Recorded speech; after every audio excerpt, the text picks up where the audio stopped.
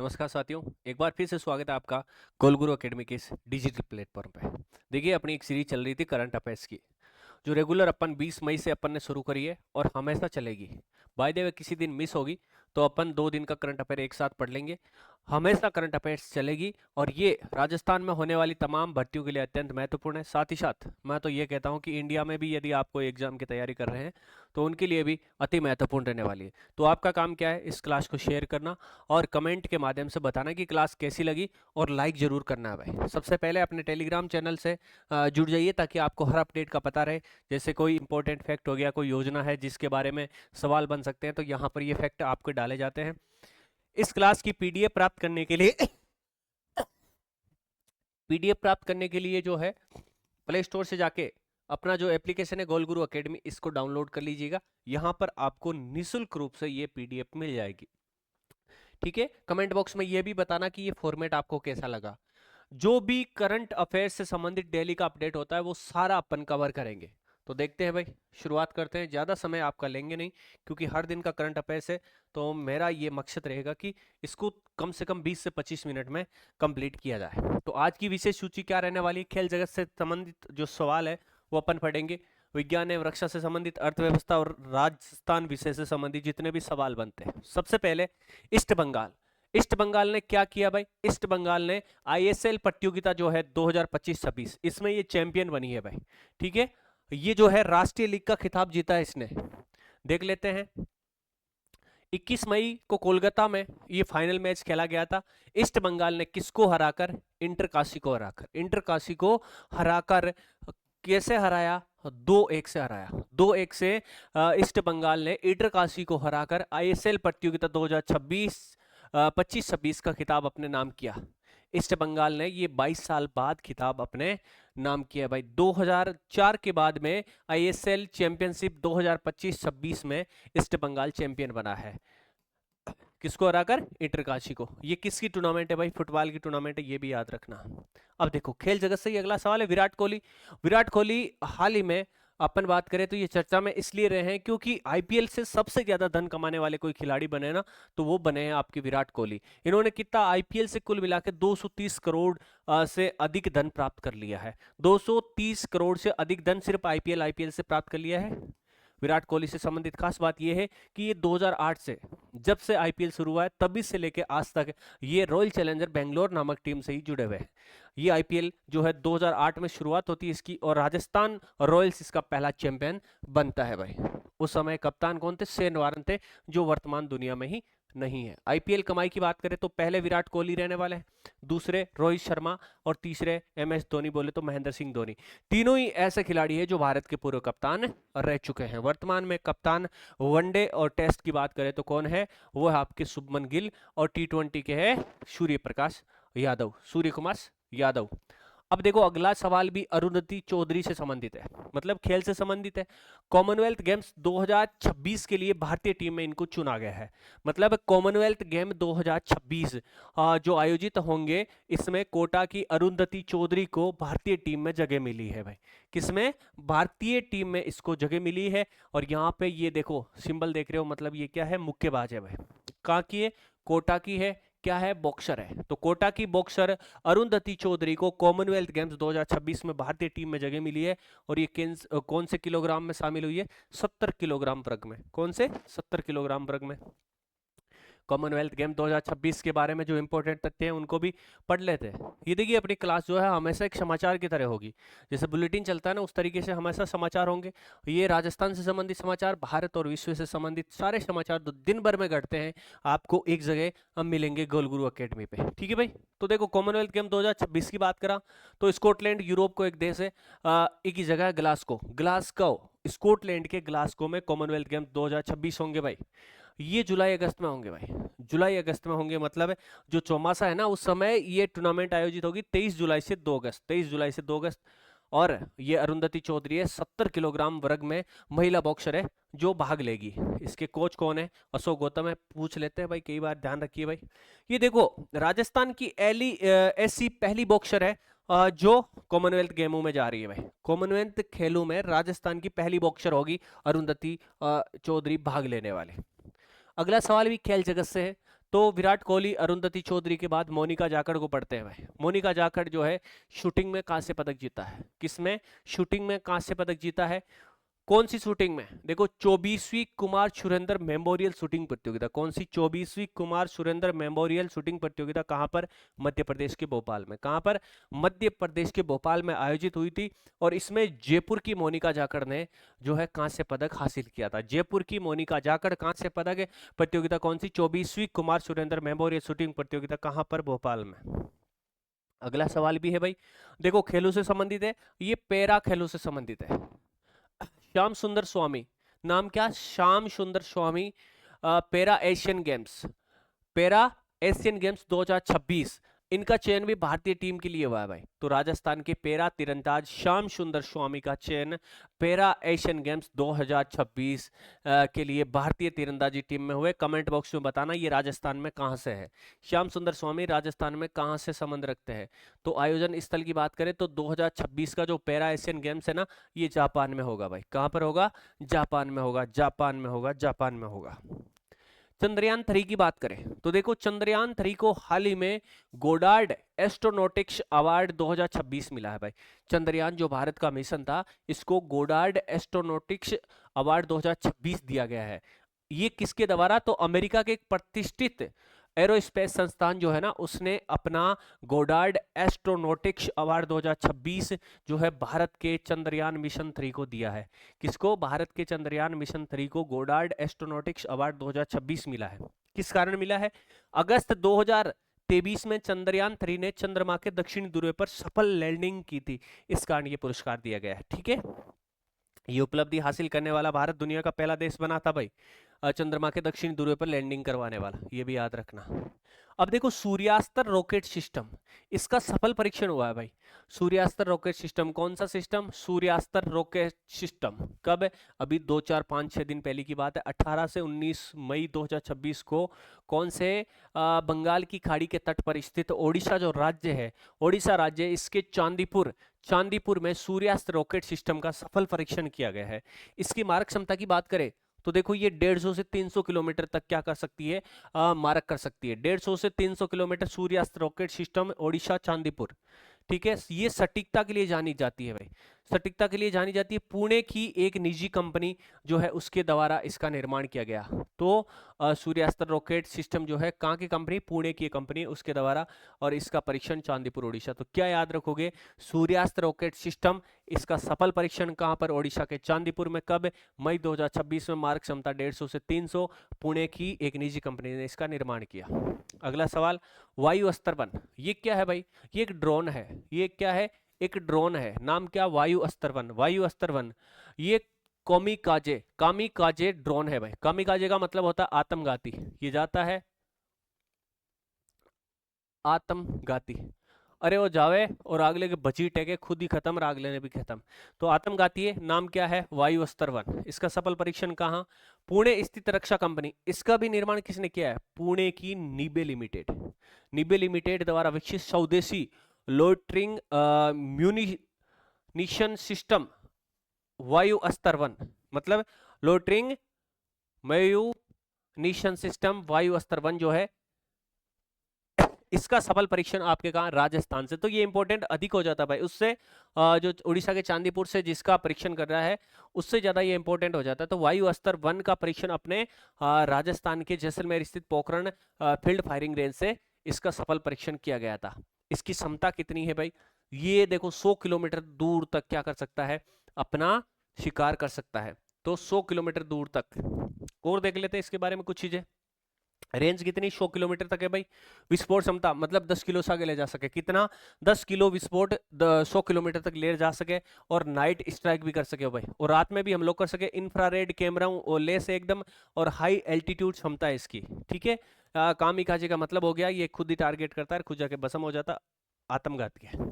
INS Singh मित्रा, सिंह मित्रा जो है सम्राट अशोक की पुत्री थी, उन्हीं के नाम पर है। आगे देखेंगे यहाँ पे।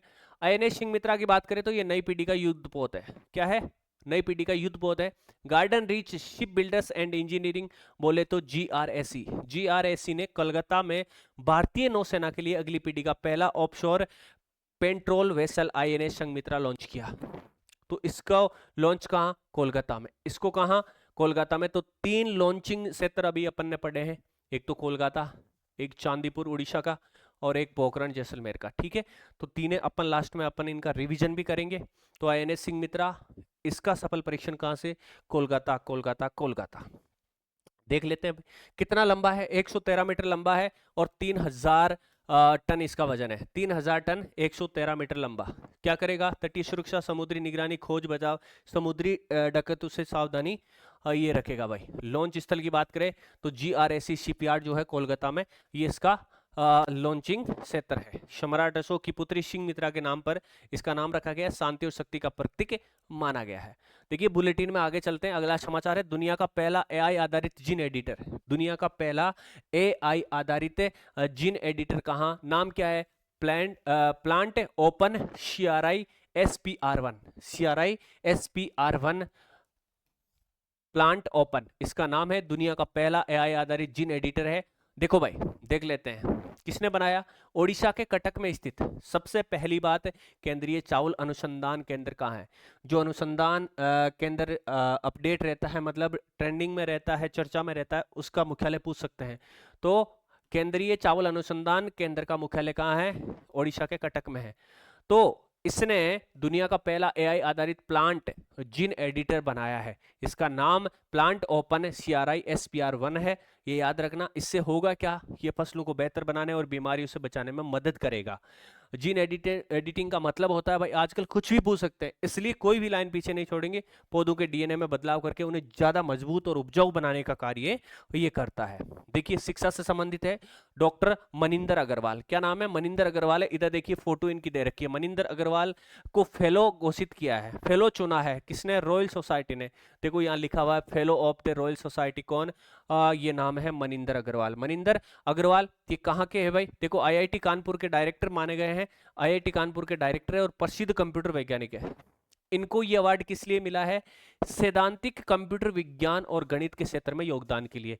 सैद्धांतिक कंप्यूटर विज्ञान और गणित के क्षेत्र में योगदान के लिए ये अवार्ड इनको दिया गया है। और दुनिया की सबसे पुरानी और सम्मानित वैज्ञानिक संस्था रॉयल सोसाइटी ने इन्हें अपना फेलो चुना है।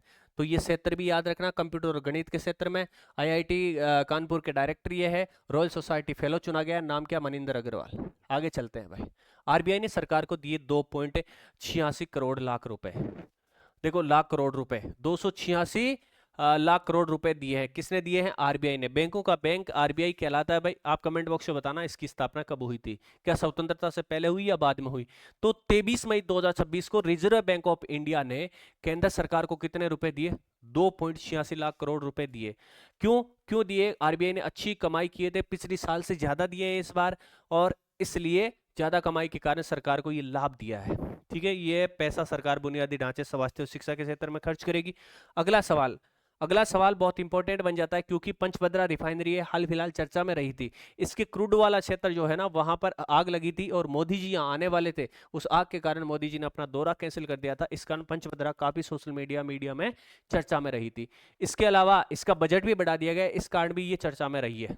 तो राजस्थान के बालोतरा पहले बाड़मेर में थी, वर्तमान के बालोतरा में। HPCL और राजस्थान सरकार का ये संयुक्त उपक्रम है भाई। राजस्थान सरकार और HPCL का संयुक्त उपक्रम है। इसमें HPCL की 74% हिस्सेदारी है, राजस्थान सरकार की 26 है। ये याद रखना, 90-10 75-25 वाला मामला नहीं है यहाँ पर। इसका बजट बढ़ाकर लगभग 80,000 करोड़ कर दिया गया है भाई। 79,459 इसका बजट कर दिया गया है। तो इंपॉर्टेंट हो जाता है बजट 80,000 करोड़ के आसपास। स्थान बालोतरा में है, पूर्व का बाड़मेर। HPCL की 74% हिस्सेदारी, राजस्थान सरकार की 26। ये बजट जो है संशोधित अप्रैल 2026 में लगभग 80,000 करोड़। ये चर्चा में इस कारण रहा कि CDU क्रूड जो इसका यूनिट है, वहां पर आग लगने के कारण मोदी जी आने वाले थे उद्घाटन के लिए, वो नहीं आ पाए।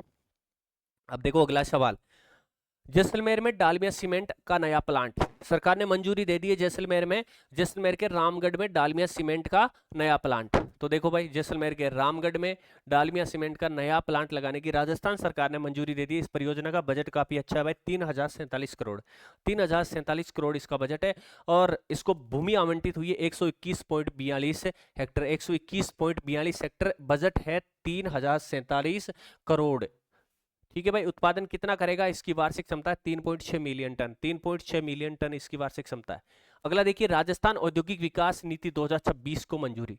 तो देखते हैं भाई, राजस्थान औद्योगिक विकास नीति 2026, तो भजनलाल जी की अध्यक्षता में मंत्रिमंडल ने इस नीति को मंजूरी दी। लक्ष्य रखा कि राजस्थान को वैश्विक औद्योगिक केंद्र बनाना है। सिंपल सी बात है, इससे पता चल रहा है। बड़ा लक्ष्य क्या रखा गया है, ये इंपॉर्टेंट है। लक्ष्य ये रखा गया है कि राजस्थान की जो अर्थव्यवस्था है ना, इसको 2028-29 में 30 लाख करोड़ करवाना है भाई, 30 लाख करोड़ पार करवाना है। मतलब ये लक्ष्य 2028-29 तक राजस्थान अर्थव्यवस्था के लिए रखा गया है। इसके लिए जिलेवार नीतियां, हर जिले की अपनी अलग आर्थिक क्षमता के अनुसार अलग नीतियां बनाई जाएगी। और इसके अंतर्गत औद्योगिक पार्क, विशेष औद्योगिक पार्क प्रोत्साहन नीति 2026 भी लागू की गई है। तो ये नीति भी याद रखना भाई, विशेष औद्योगिक पार्क प्रोत्साहन नीति 2026। अगला देखिए भाई, एक अपडेट और है। पहला गोडावण दिवस, पहला गोडावण दिवस 21 मई 2026 को मनाया गया था। 21 मई 2026 को मनाया गया था पहला आधिकारिक रूप से गोडावण दिवस। ये जैसलमेर के डेजर्ट नेशनल पार्क में सुदारसी जो है ब्रीडिंग सेंटर है, वहां पर इसका आयोजन किया गया था। तो पहला गोडावण 21 मई 2026 को दिवस मनाया गया। और 22 मई को आप सभी को पता है कौन सा दिवस मनाया जाता है, जैव विविधता दिवस। गोडावण खास क्यों है, क्योंकि ये अपने राज्य का राज्य पक्षी है। इसका दूसरा नाम ग्रेट इंडियन बर्ड्स है, इसे सोनचिड़ी भी कहते हैं भाई। संकटग्रस्त है, विश्व स्तर पर यह संकटग्रस्त पक्षी है, इसकी रक्षा करना अपना दायित्व है। पहला उत्सव 2026 में। ठीक है, आगे चलते हैं।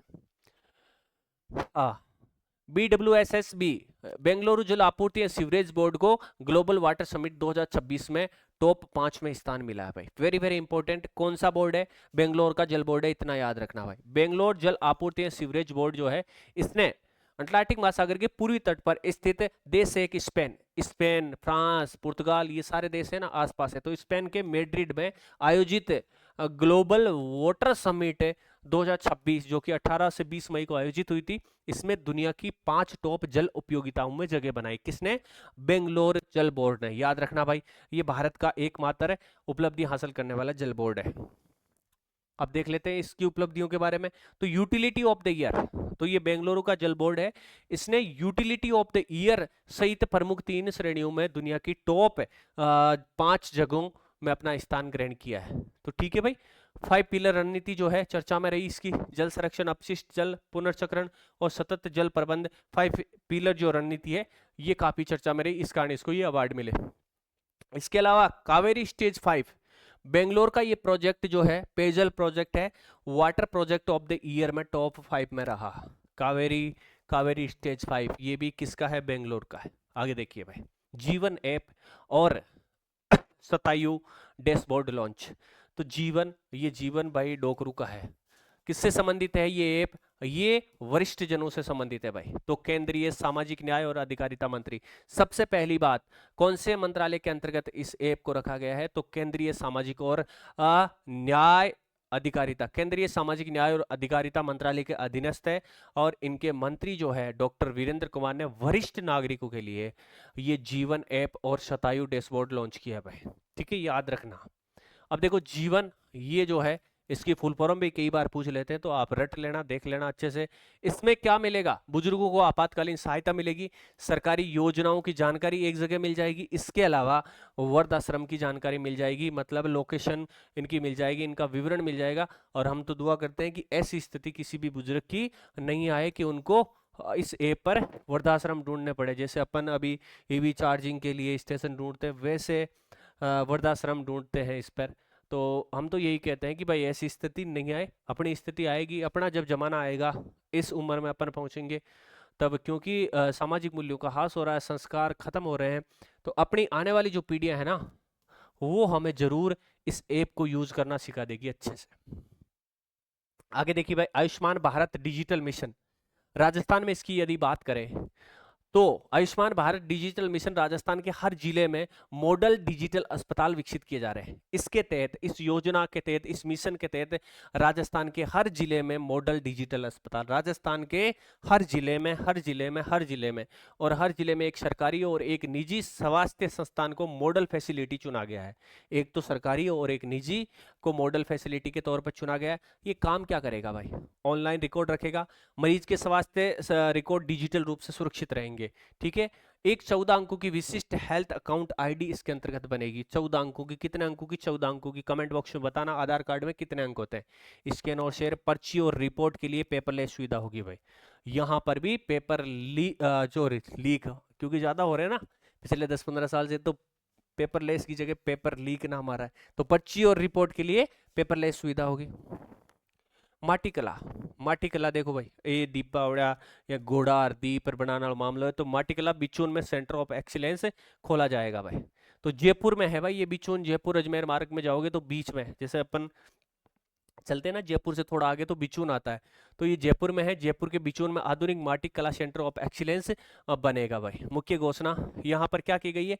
5000 विद्युत चालित चौक व मिट्टी गूंथने की मशीन है, जैसे आटा गूंथने की आती है ना, वैसे मिट्टी गूंथने की और चाक की ऑनलाइन जो बिजली से चलती है 5000 मशीनों का वितरण।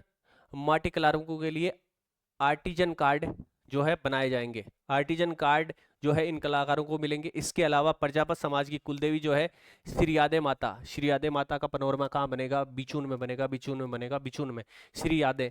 ये इन माता जी की यादों को रखने के लिए श्री यादे माता पनोरमा बनेगा भाई। ठीक है। कांस 2026 में जयपुर की आसना वासवानी का जलवा। आसना वासवानी, ये देखो आसना वासवानी ऐसे बेग आ लेके खड़ी है, तो इनको याद रखना भाई, इनका चित्र अपने दिमाग में छाप लेना। जयपुर की फैशन डिजाइनर है ये आसना वासवानी ने कांस फिल्म फेस्टिवल 2026 में हवा मेल की थीम पर आधारित अपना शानदार कटूर कलेक्शन प्रस्तुत किया था। किसकी थीम पर? हवा मेल की थीम पर। किसकी थीम पर? हवा मेल की थीम पर।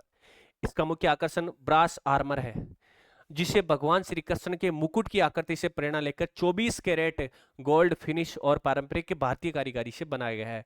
तो मुख्य आकर्षण ब्रांस आर्मर, थीम हवा मेल की थीम, और आसना वासवानी। नाम याद रखना कांस 2026 में।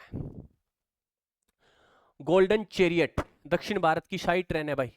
ये चेरियट है क्या? गोल्डन चेरियट क्या है? दक्षिण भारत की शाही ट्रेन है जो दक्षिण के राज्यों कर्नाटक, गोवा, केरल, देखो कर्नाटक, गोवा, केरल, ठीक है, गोवा, कर्नाटक, केरल, तमिलनाडु, पुदुचेरी, इन सभी प्रमुख पर्यटन स्थलों की शेयर कराने के लिए विश्व स्तरीय और अत्यधिक आलीशान लग्जरी पर्यटक ट्रेन है। इसे चलता फिरता 5 सितारा होटल भी अपन बोल सकते हैं। महाबली वीरापासी की प्रतिमा का अनावरण, ये याद रखना भाई, वेरी वेरी इंपॉर्टेंट हो जाता है। क्या नाम है? महाबली वीरापासी की प्रतिमा का अनावरण। देखो भाई 1857 के स्वतंत्रता संग्राम के नायक है, ये माने गए हैं महाबली वीरापासी। इन्होंने अंग्रेजों के खिलाफ वीरता से लड़ाई लड़ी थी। इस कारण लोदवारी गांव, कौन सा गांव? लोदवारी गांव राही ब्लॉक में पड़ता है, रायबरेली यूपी में। यूपी याद रखना भाई। सबसे बड़ी बात तो ये है उत्तर प्रदेश में बनेगा। उत्तर प्रदेश में जो है महाबली वीरापासी का क्या बनेगा? प्रतिमा बनेगी। तारीख 20 मई को घोषणा की गई है, अनावरण हो गया है। अनावरण करता राहुल गांधी ने इसका अनावरण किया है, ये बड़ी बात है भाई, याद रखना। कपूर चंद्र कुली शोध संस्थान की स्थापना। देखो जनार्दन राय नागर राजस्थान विद्यापीठ विश्वविद्यालय उदयपुर जो है ना, उदयपुर, सबसे पहली बड़ी बात तो यह है जनार्दन राय नागर राजस्थान विद्यापीठ विश्वविद्यालय कहाँ है? उदयपुर में है। इसमें पत्रकारिता, वैचारिक स्वतंत्रता और सामाजिक चेतना को समर्पित कपूर चंद कुली शोध संस्थान की स्थापना। तो ये कहां पर? कपूर चंद कुली शोध संस्थान उदयपुर में। यहाँ जो है 2 लोग यहाँ पर उपस्थित रहे थे, पूछे जा सकते हैं। तो गुलाब कोठारी, जो पत्रिका समूह है, राजस्थान पत्रिका के प्रधान संपादक गुलाब कोठारी मुख्य वक्ता यहाँ के रहे थे, और कुलपति थे सारंग देवोत, सारंग जी देवता, याद रखना भाई। आगे देखो पहली हरिजन पाठशाला, इसने अपने 100 वर्ष पूर्ण कर लिए, इसका चर्चा में है। राजस्थान की पहली हरिजन पाठशाला अमरसर, अमरसर कहाँ पर है भाई? जयपुर में। बीच में एक बार शाहपुरा जिला बना था तो शाहपुरा में आती थी, तो अमरसर में स्थापित हुई थी, जिसने 100 वर्ष हाल फिलहाल में पूर्ण किए। जनगणना 2026 की बात 27 की बात करें तो कर्मचारियों के लिए 20 लाख सहायता। मान लो जनगणना के दौरान किसी भी कर्मचारी के साथ फील्ड कार्य में कोई अप्रिय घटना हो जाती है तो परिवार को राज्य सरकार 20 लाख रुपए की आर्थिक सहायता देगी। कितने? 20 लाख रुपए की आर्थिक सहायता राजस्थान सरकार, या बात करें सरकार देगी भाई। राजस्थान में तो राजस्थान सरकार देगी, है ना। रिवीजन, जितना कुछ पढ़ा है उसका रिवीजन कर लेते हैं, ठीक है भाई। आईएसएल जो लीग है, राष्ट्रीय लीग है, 2025-26 किसने? ईस्ट बंगाल ने जीता था और इंटरकाशी को हराकर कितने? 2-1 से हराया था। 21 मई को कोलकाता ने ये खिताब जो है अपने नाम किया था, ईस्ट बंगाल ने कोलकाता में। 22 साल बाद ये राष्ट्रीय खिताब ईस्ट बंगाल ने जीता है। आईपीएल, विराट कोहली सबसे ज्यादा पैसे कमाने वाले, आईपीएल से 230 करोड़ रुपए कमा लिए। दूसरे नंबर पर रोहित शर्मा, तीसरे महेंद्र सिंह धोनी।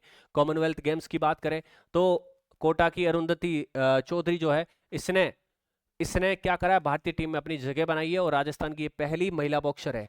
ये कॉमनवेल्थ गेम्स 2026 कहाँ होंगे? ग्लासगो, स्कॉटलैंड, यूरोप का एक देश है, वहां पर आयोजित होंगे। शूटिंग की बात करें तो मोनिका जाखड़ जयपुर की जो है, इसने भोपाल में आयोजित हुई 24वीं कुमार सुरेंद्र सिंह प्रतियोगिता में कांस्य पदक जीता था, ठीक है। नाम क्या? कांस्य पदक मोनिका जाखड़ जयपुर की है।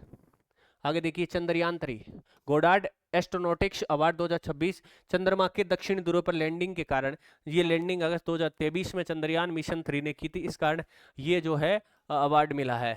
सूर्यास्त्र की बात करें तो इसका परीक्षण चांदीपुर ओडिशा से किया गया। इसकी मारक क्षमता 150 से 300 है और पुणे की निजी कंपनी ने इसका निर्माण किया है। वायु अस्त्र 1, ये जो एक ड्रोन है, इसका सफल परीक्षण पोखरण राजस्थान से, ये 100 किलोमीटर तक मार्क कर सकता है और कितना वजन ले जा सकता है? 10 किलो वजन अपने साथ ले जा सकता है।